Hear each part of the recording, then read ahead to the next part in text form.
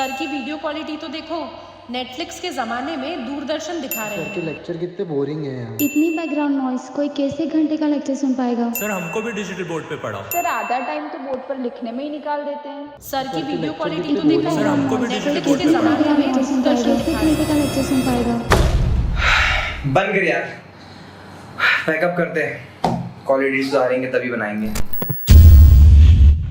Digital board के साथ advance studio बनाने की होड़ टीचर्स के बीच में तो खत्म ही नहीं हो रही, और मैं सच कहूँ तो होना भी नहीं चाहिए। तो क्या हर टीचर को ग्रो करने के लिए डिजिटल बोर्ड लेना पड़ेगा? तो मेरा जवाब है हाँ, अगर बजट है तो आपको स्टूडियो में स्पेंड कर लेना ही चाहिए। कोचिंग इंडस्ट्री को भी एक बिजनेस ही समझा जाए। जैसे अगर हम बात करें फूड इंडस्ट्री की, तो एक रेस्टोरेंट ओपन करने के लिए आपको दो चीजों पे बहुत फोकस होना पड़ता है। पहला वहां का इंटीरियर और दूसरा फूड क्वालिटी। सेम अगर हम बात करें ऑनलाइन कोचिंग बिजनेस की, तो फूड बिजनेस में जैसे इंटीरियर इंपॉर्टेंट है, यहाँ पर स्टूडियो सेटअप, और जिस तरीके से फूड की क्वालिटी इंपॉर्टेंट है, सेम यहाँ पर कंटेंट क्वालिटी। अगर इतना बजट ही ना हो तो कोई बात नहीं, टेक्नोलॉजी का सहारा लो और जितना बजट है अपने पैसों को टुकड़ों में इन्वेस्ट करो। अगर सही मायने में देखा जाए कि डिजिटल बोर्ड का यूज क्या है, तो फिजिक्स और मैथ्स जैसी बड़ी बड़ी इक्वेशन और क्वेश्चन को लिखने से बचाना, डायग्राम से बचना। इसके अलावा मुझे नहीं लगता कि और कुछ ऐसी चीज है जो डिजिटल बोर्ड एक्स्ट्रा ऑर्डिनरी करता है टीचिंग इंडस्ट्री में। और अगर मैं ये कहूँ, मैथ्स की बड़ी बड़ी इक्वेशन या बायो के डायग्राम आप अपने व्हाइट बोर्ड पर भी ला सकते हो टेक्नोलॉजी की मदद से, तो ये बात कुछ नई नहीं होगी। मैं एक एग्जांपल लेता हूं इंडस्ट्री के महान टीचर खान सर का। शुरुआती दौर में इनके YouTube वीडियो पर जाकर आप देखो, ये इसी तरीके से व्हाइट बोर्ड पर इमेजेस और क्वेश्चंस को लेके आते थे। ये कैसे किया जाता है, इसके बारे में मैं आपको आगे वीडियो में डिटेल में बताऊंगा, बट उससे पहले समझते हैं कि अगर आपके पास में थोड़ा सा अमाउंट है तो उसे टुकड़ों में कैसे खर्च किया जाए। देखिए, टुकड़ों में खर्च करने से मेरा ये मोटिव है कि अगर एक बार आप लमसम स्टूडियो बनाने जाते हैं तो आपको 2.5 से 3-3.5 लाख तक का खर्चा आता है। अब इस खर्चे को एक बार में ना खर्च करते हुए आप स्टेप बाय स्टेप खर्च कर सकते हैं। जैसे डिजिटल बोर्ड की जगह पर व्हाइट बोर्ड का ही यूज करें, वायरलेस माइक ना लेते हुए एक सिंपल सा वायर्ड माइक लीजिए, फैंसी लाइट की जगह सिंपल बेसिक लाइट से भी आप काम चला सकते हैं। बट एक बात ध्यान रखने वाली है, मैं आपको यहां कहूंगा, आपको कैमरा और सिस्टम में बिल्कुल भी कॉम्प्रोमाइज नहीं करना चाहिए। यूजुअली देखा गया है, टीचर्स को सलाह देने वाले लोग कहते हैं कि कैमरा और सिस्टम की जगह पर आप अपना मोबाइल ही यूज कर लो। साहब, ये टीचिंग है, ब्लॉगिंग नहीं कि मोबाइल उठाया और चल दिया। तो आपको यहां पर एक अच्छा कैमरा मैं रिकमेंड करूंगा, इवोटा का 4K PTZ कैमरा लीजिए। स्क्रीन पर ये सिस्टम का कॉन्फ़िगरेशन जो आप देख रहे हैं, इसका स्क्रीनशॉट लीजिए और अपने आसपास के किसी भी वेंडर के पास में जाइए और इस कॉन्फ़िगरेशन की मशीन असेंबल करवाइए। मैं यहाँ कहूँगा लैपटॉप नहीं लीजिएगा तो एक डेस्कटॉप लीजिएगा। अगर आप सच में इन दो गैजेट्स पे पैसा खर्च करते हैं तो मैं आपको गारंटी के साथ में कहता हूँ कि आप सक्सेस होंगे ही। तो चलिए मुद्दे की बात पर आते हैं। अब मैं आपको बताऊंगा कैसे आप अपने व्हाइट बोर्ड को डिजिटल बोर्ड की तरह यूज कर सकते हैं। यहाँ पर आपको कुछ सॉफ्टवेयर हार्डवेयर की जरूरत पड़ेगी। हाँ, हार्डवेयर की बात कर रहा हूं तो आपको बता दूं कि आपके व्हाइट बोर्ड की साइज अच्छी खासी बड़ी होनी चाहिए। 4 फीट लंबा और 8 फीट चौड़ा, ये स्टैंडर्ड है। छोटा होगा तो भी चलेगा, पर बहुत ज्यादा छोटा व्हाइट बोर्ड नहीं लेना है। देखिए, मैं यहाँ आपको इवोटा 4K PTZ कैमरा इसलिए लेने का कह रहा हूँ कि कल को आपका बजट बढ़ा तो नेक्स्ट लेवल ऑफ इन्वेस्टमेंट जो आपको स्पेंड करना है वो डिजिटल बोर्ड का है, और अच्छा कैमरा आपके डिजिटल बोर्ड के सेटअप पर भी बहुत अच्छा वर्क करता है, जैसा कि आप इस विजुअल में देख पा रहे हो। तो सबसे पहले आपको ओपन कर लेना है पावर पॉइंट में आपको अपने पावर पॉइंट की स्लाइड्स का बैकग्राउंड चेंज करना है, जो कि क्रोमा की करना है।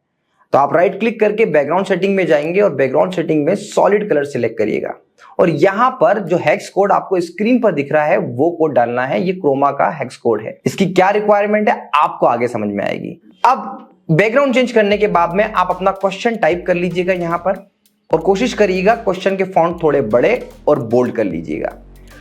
अब इसके बाद में आपको इस पावर पॉइंट को सेव करना है एज अ PNG इमेज।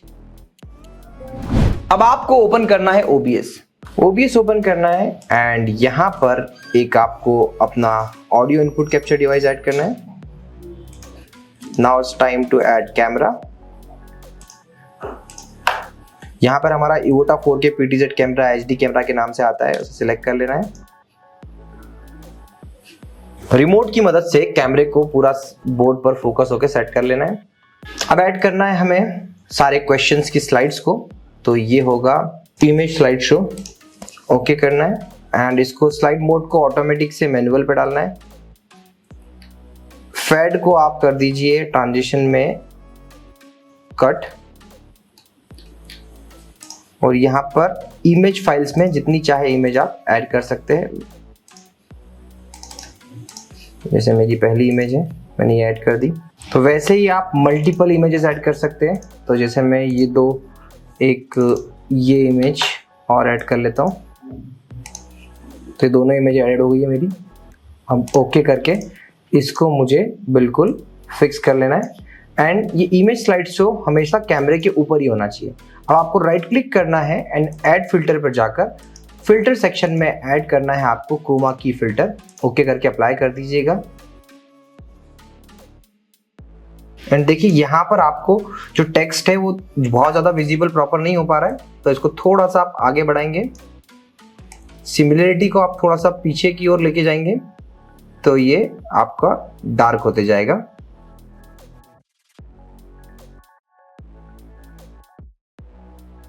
तो इस तरीके से आपका टेक्स्ट विजिबल होगा, और जब भी कोई फैकल्टी सामने व्हाइट बोर्ड पे पढ़ाने आएगी तो व्यू कुछ इस तरीके का होगा। ये हो गई हमारी OBS की सेटिंग। और अब जब भी मुझे क्वेश्चन चेंज करना होते हैं तो मैं सिंपली अपने लैपटॉप पर एक की प्रेस करता हूं और मेरा क्वेश्चन आगे सेट हो जाता है। तो ये कैसे होता है? ये होता है हॉटकीज की मदद से। तो OBS में हॉटकीज कैसे सेट करना है इसे समझते हैं। हॉटकीज सेट करने के लिए आपको जाना पड़ेगा सेटिंग में। यहाँ पर हॉटकीज ऑप्शन को सिलेक्ट कर आपको स्क्रॉल डाउन करना है और जाना है इमेज स्लाइड शो में।